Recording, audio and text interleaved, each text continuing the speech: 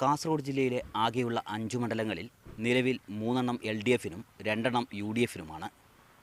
കഴിഞ്ഞ 3 പതിറ്റാണ്ടായി ജില്ലയിൽ കോൺഗ്രസിന് MLAമാരില്ല.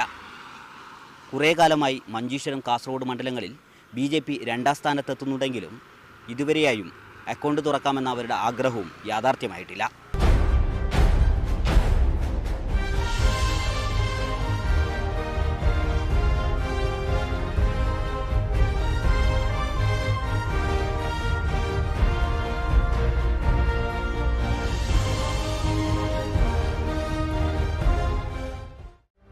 മഞ്ചേശ്വരം, കാസർഗോഡ്, ഉദുമ, കാഞ്ഞങ്ങാട്, തൃക്കരിപ്പൂർ എന്നീ 5 നിയമസഭാ മണ്ഡലങ്ങളാണ് കാസർഗോഡുള്ളത്. ഇതിൽ മഞ്ചേശ്വരം, കാസർഗോഡ് മണ്ഡലങ്ങളിൽ കഴിഞ്ഞ കുറെ കാലമായി മുസ്ലിം ലീഗാണ് മത്സരിച്ച് ജയിക്കുന്നത്. 2006-ലാണ് ഇതിനൊരു അപവാദം.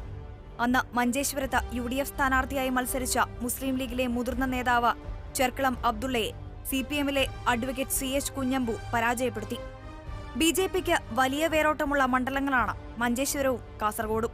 കാലങ്ങളായി ഈ 2 മണ്ഡലങ്ങളിലും BJP അക്കൗണ്ട് തുറക്കുമെന്ന് അവകാശപ്പെടുന്നുണ്ടെങ്കിലും ഇതുവരെയായും BJPക്ക് അതിന് സാധിച്ചില്ല. ഇത്തവണ ജില്ലയിലെ 5 മണ്ഡലങ്ങളിലും വിജയിക്കുമെന്നാണ് UDFന്റെ അവകാശവാദം. മുമ്പെന്നത്തേക്കാളേറെ വികസനം ഈ ജില്ലയിൽ നടന്നിട്ടുണ്ട്. ഒരു ഭരണ തുടർച്ച ആഗ്രഹിക്കുന്നു. തുടങ്ങിവെച്ച പദ്ധതികൾ നടപ്പിൽ വരുത്താനുണ്ട്. പിന്നെ ഇടതുപക്ഷ ജനാധിപത്യ മുന്നണി വരുമ്പോൾ അവരുടെ വികസനത്തിനൊരു ലിമിറ്റേഷനുണ്ട്. ഒരു വ്യാപകമായ തോതിലുള്ള ഒരു വികസനമില്ല. അവർ പൊതുവെ ചന്ദ്രഗിരി പാലത്തിന് അപ്പുറത്താണ് എന്തെങ്കിലും ചെയ്യാൻ ശ്രമിക്കുക.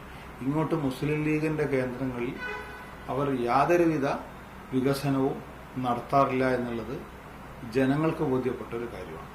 MP-യുടെ വികസനം എന്ന രൂപത്തിൽ നമ്മൾ നോക്കുമ്പോഴും ആ കാര്യം വളരെ പ്രകടമായി കാണാവുന്നതാണ്. ഇടതുപക്ഷം ഇത്തവണ സിറ്റിംഗ് സീറ്റുകൾ നിലനിർത്തുകയും UDFന്റെ സീറ്റുകൾ പിടിച്ചെടുക്കുകയും ചെയ്യുമെന്ന് ഇടതു നേതാക്കളും പറയുന്നു. യഥാർത്ഥത്തിൽ കോൺഗ്രസിന് വേണ്ടി മത്സരിക്കുന്ന 2 സ്ഥാനാർത്ഥികളും കാസർഗോഡ് ജില്ലക്കാരല്ല എന്നുള്ളതും ഒരു പ്രശ്നമാണല്ലോ. ഒരു പ്രധാനപ്പെട്ട പ്രശ്നമാണ്. അതിനർത്ഥം കാസർഗോഡ് ജില്ലയിൽ ഈ സ്ഥാനത്തേക്ക് മത്സരിക്കാൻ കഴിവുള്ളവരില്ലേ എന്നുള്ള ചോദ്യം പ്രാദേശികമായി കോൺഗ്രസിൽ ഉയർന്നു വരുന്നുണ്ട്. അതുകൊണ്ട് ഈ 2 UDF സ്ഥാനാർത്ഥികളുടെ സ്ഥാനാർത്ഥിത്വം ഈ തെരഞ്ഞെടുപ്പിൽ LDFനെതിരായ ഒരു ഘടകമാണെന്ന് ഞങ്ങൾ കരുതുന്നില്ല. മോദി സർക്കാരിന്റെ പ്രഭാവത്തിൽ ഇത്തവണ ജില്ലയിൽ നിന്നും നിയമസഭയിലേക്ക് പ്രതിനിധിയെ അയക്കാനാകുമെന്ന പ്രതീക്ഷ BJPക്കുമുണ്ട്. കേന്ദ്രത്തിലെ അധികാരം, ആ അധികാരത്തിൽ ജനങ്ങൾ വളരെയധികം സന്തുഷ്ടരാണ്. മറ്റൊന്ന്, കേരളത്തിലെ UDF ഭരണത്തിലെ അഴിമതിയും അതുപോലെ തന്നെ അവരുടെ പക്ഷപാതപരമായിട്ടുള്ള സമീപനവുമൊക്കെ ഏറെ ജനങ്ങളെ നിരാശപ്പെടുത്തിയിട്ടുണ്ട്. അതിന് BJPക്ക് അനുകൂലമായിട്ടുള്ള ഘടകമാണ്. ശക്തമായ ത്രികോണ മത്സരം നടക്കുന്ന മഞ്ചേശ്വരം മണ്ഡലത്തിൽ ഇത്തവണ ആര് ജയിക്കും എന്നത് പ്രവചനാതീതമാണ്. അവസാന നിമിഷം വരെ ആവേശം നിലനിർത്തുന്ന ഫോട്ടോ ഫിനിഷാവും മഞ്ചേശ്വരം മണ്ഡലത്തിലെ ജനവിധി.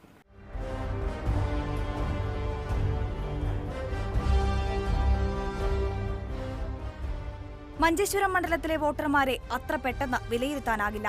2006-ൽ 3ാം സ്ഥാനത്തുണ്ടായിരുന്ന ഇടതുപക്ഷത്തെ 1ാം സ്ഥാനത്തെത്തിച്ച മണ്ഡലമാണിത്. 1ാം സ്ഥാനക്കാരെ 3ാമതിലേക്ക് പിന്തള്ളി. ആര് 1ാം സ്ഥാനം നേടിയാലും BJPക്ക് കാലങ്ങളായി 2ാം സ്ഥാനം തന്നെ നൽകി വരുന്നു. ഈ രീതിക്ക് ഇത്തവണ മാറ്റമുണ്ടാകുമോ എന്നതാണ് രാഷ്ട്രീയ നിരീക്ഷകർ ഉറ്റുനോക്കുന്നത്. 2011-ൽ മത്സരിച്ച അതേ സ്ഥാനാർത്ഥികളെ തന്നെയാണ് 3 മുന്നണികളും മണ്ഡലത്തിലിറക്കിയിരിക്കുന്നത് എന്ന കൗതുകവും മഞ്ചേശ്വരത്തുണ്ട്. മണ്ഡലത്തിലെ 8 ഗ്രാമപഞ്ചായത്തുകളിൽ 5ഇടത്തും UDFനാണ് ഭരണം. 2ഇടത്ത് LDFും 1 പഞ്ചായത്തിൽ BJPയുമാണ് ഭരിക്കുന്നത്. പഞ്ചായത്ത് തെരഞ്ഞെടുപ്പിലെ മേധാവിത്വം UDFന് വലിയ ആത്മവിശ്വാസം നൽകുന്നുണ്ട്. എന്നാൽ 2006-ൽ മണ്ഡലത്തിൽ അട്ടിമറി വിജയം നേടുമ്പോൾ LDFന് 1 പഞ്ചായത്തിലും ഭരണമുണ്ടായിരുന്നില്ല. ഇത്തവണ 2 പഞ്ചായത്തിലെ ഭരണം തങ്ങൾക്ക് ഏറെ അനുകൂലമാണെന്നാണ് ഇടതുപക്ഷത്തിന്റെ വിലയിരുത്തൽ. സംസ്ഥാനത്തു തന്നെ വികസനത്തിൽ ഏറെ പിന്നാക്കം നിൽക്കുന്ന മണ്ഡലങ്ങളിലൊന്നാണ് മഞ്ചേശ്വരം. 3 മുന്നണികളും വികസനം തന്നെയാണ് പ്രചാരണ വിഷയമാക്കുന്നത്. സിറ്റിംഗ് MLAയും UDF സ്ഥാനാർത്ഥിയുമായ PB അബ്ദുറസാഖ് നേരത്തെ തന്നെ പ്രചാരണ രംഗത്ത് സജീവമായിരുന്നു. ഓരോ വോട്ടും നിർണായകമായ മണ്ഡലത്തിൽ പരമാവധി പേരെ നേരിൽ കണ്ട് വോട്ടുറപ്പിക്കുകയാണ് സ്ഥാനാർത്ഥി. പ്രായവ്യത്യാസമില്ലാതെ മണ്ഡലത്തിലെ ഓരോ ആളോടും പ്രാർത്ഥനയിൽ ഉൾപ്പെടുത്താൻ അഭ്യർത്ഥിച്ചാണ് PB അബ്ദുറസാഖിന്റെ പ്രചാരണം. മണ്ഡലത്തിൽ താൻ നടത്തിയ വികസന പ്രവർത്തനം വോട്ടാകുമെന്ന പ്രതീക്ഷയിലാണ് UDF സ്ഥാനാർത്ഥി. കഴിഞ്ഞ തവണ ഞാൻ തെരഞ്ഞെടുത്തതിൻ്റെ ശേഷം സാധാരണ 877 കോടി രൂപയുടെ ഗവൺമെൻറ്റിൽ നിന്ന് അംഗീകാരം നേടുകയും അതിൻ്റെ പ്രവൃത്തി നടന്നു വരികയുമാണ്. അപ്പോൾ ഇതുപോലെ ഏറ്റവും കൂടുതൽ കാര്യത്തിലും ശ്രദ്ധ ചെലുത്തിയിട്ടുണ്ട്. അതുപോലെ തന്നെ കുടിവെള്ളമായാലും എല്ലാ മേഖലയിലും ഹാർബർ, താലൂക്ക്, സപ്ലൈ ഓഫീസ് എന്നിങ്ങനെ എല്ലാ മേഖലയിലും പ്രവർത്തിക്കാൻ സാധിച്ചിട്ടുണ്ട്. ജനങ്ങൾക്ക് അത് ഉപകാരപ്രദമായ പ്രവൃത്തിയിൽ സാധിച്ചിട്ടുണ്ട്. ഇനിയും താലൂക്കിൻ്റെ ഭാഗമായി ഇനി 11ഓളം സ്ഥാപനങ്ങൾ നമ്മുടെ മണ്ഡലത്തിൽ വരാനുണ്ട്. 3 പതിറ്റാണ്ടായി മണ്ഡലത്തിൽ 2ാം സ്ഥാനത്തുള്ള BJPക്ക് ഇത്തവണ ജയിച്ചേ മതിയാകൂ. ഇതിനായി തീവ്രയജ്ഞത്തിലാണ് കേരളത്തിലെയും കർണാടകയിലെയും സംഘപരിവാർ പ്രവർത്തകരും നേതാക്കളും. ഓരോ മേഖലയിലും വളരെ ആസൂത്രിതമായ നീക്കങ്ങളാണ് ഇതിനായി അവർ നടത്തുന്നത്. സ്ഥാനാർത്ഥി നിർണയത്തിൽ BJP പ്രാദേശിക ഘടകങ്ങൾക്ക് പരാതിയുണ്ടായിരുന്നെങ്കിലും ഇവ പരിഹരിച്ച് മുന്നോട്ടു പോകാൻ സംഘപരിവാറിന് സാധിച്ചിട്ടുണ്ട്. വികസനം തന്നെയാണ് BJPയും ഉയർത്തിപ്പിടിക്കുന്നത്. ഒരുപക്ഷെ കേരളത്തിലെ ഏറ്റവും പിന്നോക്കം നിൽക്കുന്ന ഒരു മണ്ഡലം ഏതെന്ന് ചോദിച്ചാൽ ഏറ്റവും പിന്നോക്കം നിൽക്കുന്നത് മഞ്ചേശ്വരമാണെന്ന് പറയും. എൻഡോസൾഫാൻ ദുരിതബാധിതരുടെ പ്രശ്നങ്ങൾ, ഭാഷാ ന്യൂനപക്ഷങ്ങൾ പൂർണ്ണമായിട്ടും അവഗണിക്കപ്പെടുന്നു ഈ മണ്ഡലത്തിൽ. ഇതെല്ലാം ശക്തമായിട്ടുള്ള പ്രതിഷേധം ജനങ്ങൾക്കിടയിൽ ഉണ്ടാക്കിയിട്ടുണ്ട്. UDFൻ്റെയും LDFൻ്റെയും MLAമാരെ ഒരു തവണ പരീക്ഷിക്കാൻ ജനങ്ങൾ തയ്യാറായതാണ്. രണ്ടുപേരും പരാജയപ്പെട്ടു എന്നുള്ളതാണ് ജനങ്ങളുടെ വിലയിരുത്തൽ. കഴിഞ്ഞ തവണ LDF പരാജയപ്പെട്ടത് ആ പരാജയത്തിൻ്റെ അടിസ്ഥാനത്തിലാണ്. ഇപ്പോൾ UDFൻ്റെ MLAക്കെതിരായിട്ടും ശക്തമായിട്ടുള്ള ജനവികാരമാണുള്ളത്.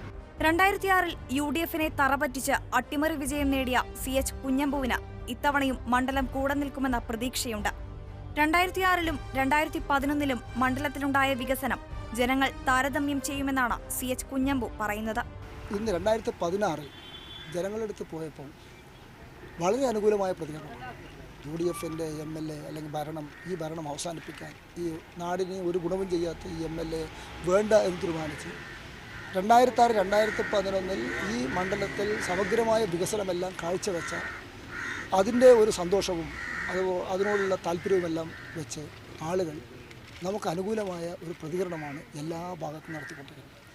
LDFന് അനുകൂലമായ ഒരു കാറ്റ് മഞ്ചേശ്വരത്ത് പൊതുവെ ഉയർന്നു വന്നിട്ടുണ്ട് എന്നാണ് കാണാൻ കഴിയുന്നത്.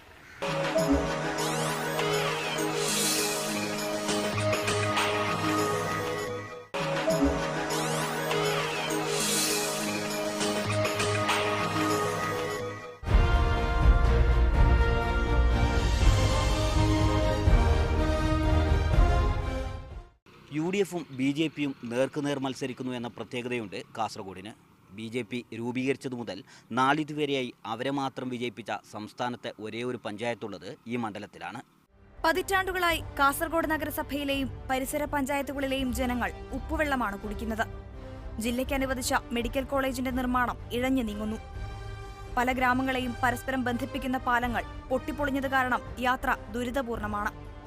BJPക്കും മുസ്ലിം ലീഗിനും വലിയ സ്വാധീനമുള്ള മണ്ഡലത്തിൽ ഇത്തവണ വികസന പിന്നാക്കാവസ്ഥ തന്നെയാണ് പ്രചാരണ വിഷയം. 5 വർഷം കൊണ്ട് മണ്ഡലത്തിലുണ്ടാക്കിയ വികസന നേട്ടങ്ങൾ അവതരിപ്പിച്ചാണ് UDF സ്ഥാനാർത്ഥിയും സിറ്റിംഗ് MLAയുമായ NA നെല്ലിക്കുന്നിന്റെ പ്രചാരണം.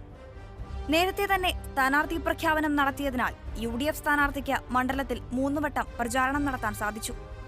കാസർഗോഡിൻ്റെ മണ്ണ് നമുക്ക് എല്ലാവർക്കും അറിയാവുന്നതിൽ പണ്ട് ഈ മതേതരത്വത്തിൻ്റെ മണ്ണാണ്. അപ്പോൾ ഈ മതേതരത്വത്തിൻ്റെ ഈ മണ്ണ് മറ്റൊരു സ്ഥാനാർത്ഥിയെ ഒരിക്കലും സ്വീകരിക്കുകയില്ല. അപ്പോൾ UDF കഴിഞ്ഞ കാലങ്ങളിൽ നിർത്തിയിട്ടുള്ള സ്ഥാനാർത്ഥികൾ ഇപ്പോൾ മത്സരിക്കുന്ന ഞങ്ങളൊക്കെ മുൻതൂക്കവും പ്രാധാന്യം കൽപ്പിക്കുന്നത് മറ്റ് എല്ലാറ്റിനേക്കാളും അധികം ഞങ്ങൾ പ്രാധാന്യം കൽപ്പിക്കുന്നത് മതേതരത്വത്തിനാണ്, മനുഷ്യൻ്റെ നന്മക്കാണ്. അപ്പോൾ അത് ആഗ്രഹിക്കുന്ന ഒരാളും UDFൻ്റെ സ്ഥാനാർത്ഥിയല്ലാതെ വേറൊരു സ്ഥാനാർത്ഥി ഇവിടെ ജയിച്ചു വരാൻ ആഗ്രഹിക്കില്ല. കാസർഗോഡ് മണ്ഡലത്തിലെ സ്ഥാനാർത്ഥി നിർണയത്തെ ചൊല്ലി BJPയിൽ വലിയ അഭിപ്രായ വ്യത്യാസം നിലനിന്നിരുന്നു. ജില്ലാ കമ്മിറ്റി നൽകിയ ലിസ്റ്റ് പാടെ അവഗണിച്ച് ഹിന്ദു ഐക്യവേദി സംസ്ഥാന ഉപാധ്യക്ഷൻ രവീശ തന്ത്രിയെയാണ് സംസ്ഥാന കമ്മിറ്റി പരിഗണിച്ചത്. BJP ദേശീയ അധ്യക്ഷൻ അമിത് ഷായുടെ നേരിട്ടുള്ള ഇടപെടലായിരുന്നു അത്രേ ഇത്. ഹിന്ദു ഐക്യവേദി നേതാവിനെ സ്ഥാനാർത്ഥിയാക്കിയതോടെ ഇത്തവണ ഭാഷാ ന്യൂനപക്ഷങ്ങളുടെ പിന്തുണ ഉറപ്പിക്കാനാകുമെന്നാണ് സംഘപരിവാറിന്റെ കണക്കുകൂട്ടൽ. വിജയത്തിൽ കുറഞ്ഞതൊന്നും ഇത്തവണ കാസർഗോഡ് നിന്നും സംഘപരിവാർ ലക്ഷ്യം വെക്കുന്നില്ല.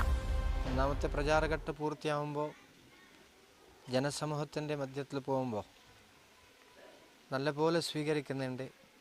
കാസർഗോഡിലുള്ള എല്ലാ പ്രശ്നങ്ങളും പരിഹരിക്കാൻ ഒരു യോഗ്യനായ സ്ഥാനാർത്ഥി എന്നുള്ള ഒരു വാക്കുകൾ അത് കക്ഷിഭേദമില്ലാതെ ഞങ്ങൾക്ക് ആ വാക്കുകൾ പറയുമ്പോൾ എന്നു കൂടി ഞങ്ങൾ ഊർജ്ജസ് കൂടുന്നു. ഞങ്ങൾക്ക് പൂർണ്ണമായിട്ട് ശക്തമായിട്ട് ആ ഫീൽഡിൽ പോകാനുള്ള ഒരു മനോസ്ഥിതി വരുന്നു. ഇടതുപക്ഷത്തിന് വലിയ സ്വാധീനമില്ലാത്ത മണ്ഡലമാണ് കാസർഗോഡ്. LDF INL-ന് സ്ഥിരമായി വിട്ടുകൊടുക്കുന്ന മണ്ഡലം. സ്ഥിരമായി തോൽക്കുന്ന മണ്ഡലത്തിൽ മത്സരിക്കാൻ INL ജില്ലാ കമ്മിറ്റിക്ക് താൽപ്പര്യമില്ലായിരുന്നു. LDF-ന്റെ ഇടപെടലിനെ തുടർന്നാണ് INL സംസ്ഥാന നേതാവ് മത്സരിക്കാനായി കാസർഗോഡെത്തിയത്. ഓരോ ദിവസങ്ങളും ജനങ്ങൾ കൂടുതൽ നമ്മളോട് വന്നു തുടങ്ങി. ഓരോ കൺവെൻഷനിലും മറ്റ് സ്ഥലങ്ങളിലൊക്കെ ധാരാളം പേർ കഴിഞ്ഞ പ്രാവശ്യത്തെ ഇലക്ഷനിൽ 2011 വന്ന ആളുകൾ ഞങ്ങൾ ഏതാണ്ട് 10-15 ഇരട്ടി ആളുകളാണ് ഇപ്പോൾ വന്നുകൊണ്ടിരിക്കുന്നത്. ഇത് എല്ലാവർക്കും അറിയാം, ഇവിടെ ഉള്ളവർക്കെല്ലാം അറിയാം. ഒരു മാറ്റം മൊത്തത്തിൽ വന്നിരിക്കുക. ആ മാറ്റം LDF-ന് ഗുണം ചെയ്യുന്നതാണ്. മണ്ഡലത്തിലെ 4 ഗ്രാമപഞ്ചായത്തുകളിലും നഗരസഭയിലും മുസ്ലിം ലീഗിനാണ് മേധാവിത്വം. 3 പഞ്ചായത്തുകളിൽ BJP-യും. ചില പഞ്ചായത്തുകളിൽ ഇടതുപക്ഷത്തിന് പ്രതിനിധികൾ പോലും ഇല്ല. എങ്കിലും ഇത്തവണ നില മെച്ചപ്പെടുത്താനാകുമെന്നാണ് ഇടതുപക്ഷത്തിന്റെ കണക്കുകൂട്ടൽ. 3 പതിറ്റാണ്ടിനു ശേഷം മണ്ഡലം തിരിച്ചുപിടിക്കാൻ UDF സ്ഥാനാർത്ഥിയായി K. സുധാകരൻ എത്തിയതോടെ സംസ്ഥാന ശ്രദ്ധ കൈവന്നിരിക്കുകയാണ് ഉദുമ മണ്ഡലത്തിന്. മണ്ഡലം കൈവിടാതിരിക്കാൻ LDF-ഉം എന്ത് വില കൊടുത്തും തിരിച്ചുപിടിക്കാൻ UDF-ഉം രംഗത്തിറങ്ങിയതോടെ ഏറെ വാശിയുണ്ട് ഉദുമ മണ്ഡലത്തിലെ തെരഞ്ഞെടുപ്പിന്. കഴിഞ്ഞ പാർലമെന്റ് തെരഞ്ഞെടുപ്പിൽ മണ്ഡലത്തിൽ UDF-ന് 885 വോട്ട് ലീഡ് ലഭിച്ചിരുന്നു. അന്നു മുതലാണ് മണ്ഡലം തിരിച്ചുപിടിക്കാമെന്ന ആത്മവിശ്വാസം UDF-നുണ്ടായത്. എന്നാൽ കഴിഞ്ഞ തദ്ദേശ തെരഞ്ഞെടുപ്പിൽ LDF ഉദുമ മണ്ഡലത്തിൽ 8304 വോട്ട് ലീഡ് നേടി. വിജയസാധ്യത കാണുന്ന മണ്ഡലം ലക്ഷ്യം വെച്ച് DCC നേതൃത്വത്തിൽ പലരും ചരടുവലികൾ നടത്തിയെങ്കിലും മണ്ഡലത്തിൽ ഏറെ സ്വാധീനമുള്ള മുസ്ലിം ലീഗിന്റെ പിന്തുണ സുധാകരനാണ് ലഭിച്ചത്. അങ്ങനെ മണ്ഡലത്തിലേക്ക് സുധാകരനെത്തി. 1987-ലാണ് അവസാനമായി ഒരു UDF സ്ഥാനാർത്ഥി ഉദുമ മണ്ഡലത്തിൽ നിന്നും വിജയിക്കുന്നത്. ഇത്തവണയും അട്ടിമറി വിജയം ഉദുമയിൽ സാധ്യമാകുമെന്ന് K. സുധാകരൻ പറയുന്നു. ചരിത്രമില്ലാത്ത ഒരുപാട് നിയോജക മണ്ഡലങ്ങൾ ഞങ്ങൾ ഇതിനു മുമ്പ് പിടിച്ചിട്ടുണ്ട്. ആ പിടിച്ച തെരഞ്ഞെടുപ്പ് ചരിത്രവുമായി താരതമ്യം ചെയ്താൽ ഉദുമ അതിലും വളരെ ചെറുതായ സാധ്യതക്കുറവിൻ്റെ പ്രദേശമാണ്. ഇനിയുള്ള കാലം ഉദുമക്കാരോടൊപ്പം ഉണ്ടാവും. എന്തായാലും 5 വർഷം ഉദുമക്കാരോടൊപ്പം ഉണ്ടാവും. ഇത്തവണ ജയം എന്തായാലും ഉറപ്പാണല്ലോ. ഉറപ്പിച്ചുകൊണ്ടാണല്ലോ വന്നത്. അല്ലെ പിന്നെ തോൽവിയും അന്വേഷിച്ച് ആരെങ്കിലും വരുമോ? വിജയം അന്വേഷിച്ചില്ല ആരെങ്കിലും പുറപ്പെടുവോ? ഇപ്പൊ വിജയമാണ് ലക്ഷ്യം. 1991 മുതൽ തുടർച്ചയായി LDF വിജയിക്കുന്ന മണ്ഡലമാണ് ഉദുമ. 2ാം അംഗത്തിനിറങ്ങുന്ന K. കുഞ്ഞിരാമന് ഇത്തവണയും വിജയിക്കുമെന്നതിൽ ഒട്ടും സംശയമില്ല. മണ്ഡലത്തിലുണ്ടാക്കിയ വികസന നേട്ടങ്ങൾ തന്നെ UDF പ്രവർത്തകർക്കിടയിൽ പോലും സ്വീകാര്യനാക്കിയതായി K. കുഞ്ഞിരാമൻ അവകാശപ്പെടുന്നു. മണ്ഡലത്തിലാകെ നല്ല പ്രതികരണമാണ്. ഇടതുപക്ഷ ജനാധിപത്യ മുന്നണി കേരളത്തിൽ വമ്പിച്ച ഭൂരിപക്ഷം കിട്ടി ജയിച്ചു വരും എന്നൊരു പൊതു ട്രെൻഡ് നാട്ടിലാകെയുണ്ട്. അതേപോലെ ഉദുമ മണ്ഡലവും അതിനേക്കാളും നല്ല ആവേശത്തിലാണ് പോയപ്പോഴെല്ലാം മനസ്സിലാക്കാൻ വേണ്ടി. ഇപ്പോൾ ഞാൻ പോയ വീടുകളൊക്കെ ഇത് ഇടതുപക്ഷത്തിന് കൂടൊന്നുമില്ല, അവരൊക്കെ പ്രതികരണം ഏറ്റവും നല്ലതാണ്. എന്തായാലും ഞാൻ ജയിച്ചു വരണം, ഇടതുപക്ഷം ഭരിക്കണം എന്ന അഭിപ്രായക്കാരും നാട്ടിലാണ്. എതിരാളി ശക്തനാണെന്ന് പത്രക്കാരും അതുപോലെ മറ്റും പറയുന്നു, ജനങ്ങളാരും പറയുന്നില്ല. കഴിഞ്ഞ LDF ഭരണകാലത്ത് ഉദുമയിൽ ആരംഭിച്ച ടെക്സ്റ്റൈൽസ് മിൽ തുറന്നു പ്രവർത്തിപ്പിക്കാൻ UDF സർക്കാരിന് സാധിക്കാത്തത് LDF പ്രചാരണ വിഷയമാക്കുന്നുണ്ട്. മണ്ഡലത്തിൽ LDF ഗവൺമെൻറ് തുടങ്ങി വെച്ച് പോയനാഴ്ചയിൽ ഉദുമ ടെക്സ്റ്റൈൽ മില്ല്, അത് 13 മില്ലായിരുന്നു നമ്മൾ അന്നത്തെ ഗവൺമെൻറ് തുറക്കാമെന്ന് വെച്ചു. അത് 3 ഗതി ഇതുപോലെയാണ്. പിണറായിയും ഉദുമയും അതുപോലെ ആലപ്പുഴയിലും. LDF-നെ ഗവൺമെൻറ് അത് നിർമ്മിച്ചു, എല്ലാ കാര്യങ്ങളും നിർവഹിച്ച് ജപ്പാനിൽ നിന്നും ചൈനയിൽ നിന്നും ഒക്കെ അതിൻ്റെ മിഷനുകൾ കൊണ്ടുവന്നു. 22 കോടി ചില രൂപ ചെലവ് ഇതിൽ നിങ്ങൾ അതിൻ്റെ അകത്ത് പോയി കാണുമല്ലോ. പോയാൽ നമുക്ക് വിഷമം തോന്നും, ഇത്രയും പൊതുമുതൽ നശിപ്പിക്കുന്നല്ലോ എന്ന്. പക്ഷെ അത് ഈ ഗവൺമെൻറ് നശിപ്പിച്ചു. തുറക്കാൻ ഈ ഗവൺമെൻറ് കഴിയല്ല. ഞാൻ എല്ലാ നിയമസഭയിലും ഈ 5 കൊല്ലത്തും ചേർന്ന എല്ലാ നിയമസഭയിലും ഞാൻ സബ്മിഷനായും ചോദ്യമായും കൊണ്ടുവന്നു. ഇപ്പോൾ തുറക്കാൻ തുടങ്ങുമെന്ന് ആ മന്ത്രി പറഞ്ഞതല്ലാതെ അതിൻ്റെ ഒരു നടപടിയും സ്വീകരിച്ചില്ലേ. അതെൻ്റെ ആ കയ്യിൽ റിപ്പോർട്ടിൻ്റെ അകത്തുണ്ട്. BJP-ക്കും മണ്ഡലത്തിൽ ശക്തമായ സ്വാധീനമുണ്ട്. BJP ജില്ലാ പ്രസിഡന്റ് K. ശ്രീകാന്താണ് സ്ഥാനാർത്ഥി. 2011-ൽ 13,073 വോട്ടുകളാണ് BJP-ക്ക് ലഭിച്ചത്. പാർലമെന്റ് തെരഞ്ഞെടുപ്പിൽ അത് 24,584 വോട്ടുകളായി. പഞ്ചായത്ത് തെരഞ്ഞെടുപ്പിൽ 25,651 വോട്ടുകളായി വർദ്ധിച്ചു. LDFും UDFും തമ്മിലുള്ള രാഷ്ട്രീയ ഒത്തുകളി, ആ ഒത്തുകളി അഴിമതിയുടെ കാര്യത്തിലായാലും മറ്റേത് വിഷയത്തിലായാലും അത് ജനങ്ങൾക്കിന്ന് കൂടുതൽ മനസ്സിലായിട്ടുണ്ട്. അപ്പോൾ അതൊക്കെ നോക്കുമ്പോൾ കേരളത്തിലെ രാഷ്ട്രീയ സാഹചര്യവും BJPക്ക് അനുകൂലമായിട്ട് പാകപ്പെട്ടു എന്നുള്ളതാണ്. UDFും BJPയും മണ്ഡലത്തിൽ ധാരണയിലെത്തിയെന്നാണ് LDFന്റെ ആരോപണം. എന്നാൽ ജില്ലാ പ്രസിഡന്റ് മത്സരിക്കുന്ന മണ്ഡലത്തിൽ പാർട്ടിക്ക് വോട്ട് കുറയുന്നത് BJPയെ പ്രതിസന്ധിയിലാക്കും. തീപാറുന്ന പോരാട്ടം നടക്കുന്ന മണ്ഡലത്തിലേക്ക് തെരഞ്ഞെടുപ്പ് പ്രചാരണത്തിന് സംസ്ഥാന ദേശീയ നേതാക്കളുടെ നീണ്ട നിര തന്നെയാണ് ഉള്ളത്. UDFന്റെയും LDFന്റെയും അഭിമാന പോരാട്ടമാണ് ഉദുമയിലേത്.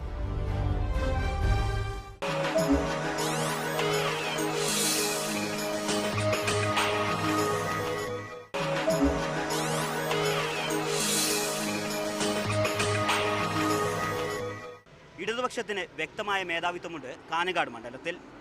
ശക്തരായ സ്ഥാനാർത്ഥികളെപ്പോലും മത്സരിപ്പിക്കാൻ UDFന് മണ്ഡലത്തിൽ സാധിച്ചിട്ടില്ല. ഇത്തവണ രണ്ടാം അംഗത്തിനിറങ്ങുന്ന CPI സംസ്ഥാന ട്രഷറർ കൂടിയായ സിറ്റിംഗ് MLA E ചന്ദ്രശേഖരൻ പ്രചാരണത്തിൽ ഏറെ മുന്നിലാണ്. മണ്ഡലത്തിലുണ്ടാക്കിയ വികസനം വോട്ടാകുമെന്ന പ്രതീക്ഷയിലാണ് സ്ഥാനാർത്ഥി. ഇപ്പോൾ എവിടെ ആര് ഭരിച്ചാലും അതൊക്കെ ആ പാർട്ടിയുടെ ചെലവിലാണ് എന്ന് കണക്കാക്കുന്നതിൽ അർത്ഥമില്ല. പക്ഷേ ജനപ്രതിനിധികൾ ഓരോ പ്രദേശത്തുമുള്ളവർ ജനങ്ങളുടെ ആവശ്യം കണ്ടറിഞ്ഞ് അതിനുവേണ്ടി ഇടപെടൽ നടത്തി ഭരണാധികാരികളുമായി ബന്ധപ്പെട്ട് ജനങ്ങളുമായി ബന്ധപ്പെട്ട് പരസ്പരം അവരുടെ ആവശ്യങ്ങൾക്കനുസരിച്ചുള്ള നിലവാരത്തിലേക്ക് പ്രശ്നങ്ങൾ ഉയർത്തിക്കൊണ്ടുവന്ന് നേടിയെടുക്കുക എന്ന ചുമതലയാണ് ജനപ്രതിനിധി നിർവഹിക്കുന്നത്. സ്ഥാനാർത്ഥി നിർണയത്തിന്റെ പേരിൽ കോൺഗ്രസിലുണ്ടായ അസംതൃപ്തി UDF സ്ഥാനാർത്ഥിയുടെ പ്രചാരണത്തെ ബാധിച്ചിട്ടുണ്ട്. LDF സ്ഥാനാർത്ഥി മണ്ഡലത്തിൽ മൂന്നാം ഘട്ട പ്രചാരണത്തിനിറങ്ങുമ്പോഴും UDF ക്യാമ്പ് സജീവമായിട്ടില്ല. എന്നാൽ മണ്ഡലത്തിലെ ഏക വനിതാ സ്ഥാനാർത്ഥി എന്ന സാധ്യത തനിക്കുണ്ടെന്നും വനിതാ വോട്ടർമാർ തന്നെ വിജയിപ്പിക്കുമെന്നുമാണ് UDF സ്ഥാനാർത്ഥി ധന്യ സുരേഷിന്റെ അഭിപ്രായം. ജനങ്ങളിൽ നിന്നും വളരെ നല്ല പ്രതികരണമാണ് കിട്ടിക്കൊണ്ടിരിക്കുന്നത്, പ്രത്യേകിച്ചും സ്ത്രീകളുടെ ഇടയിൽ നിന്ന്. കാരണം സ്ത്രീകളുടെ ഇടയിൽ ഉള്ള പ്രശ്നങ്ങൾ നിയമസഭയിൽ എത്തിക്കാൻ ഇതുവരെ ഒരു വനിതാ പ്രതിനിധി ഉണ്ടായിരുന്നില്ല. അതുകൊണ്ട് തന്നെ വനിതകൾ ഒറ്റക്കെട്ടായി എന്തായാലും നിയമസഭയിലേക്ക് എത്തിക്കും എന്നുള്ള ഉറച്ച വിശ്വാസത്തിലും അവരുടെ ഒരു പിന്തുണയോടും കൂടി തന്നെയാണ് ഇതിൽ നിന്ന് ഞാൻ മനസ്സിലാക്കിക്കൊണ്ടിരുന്നത്.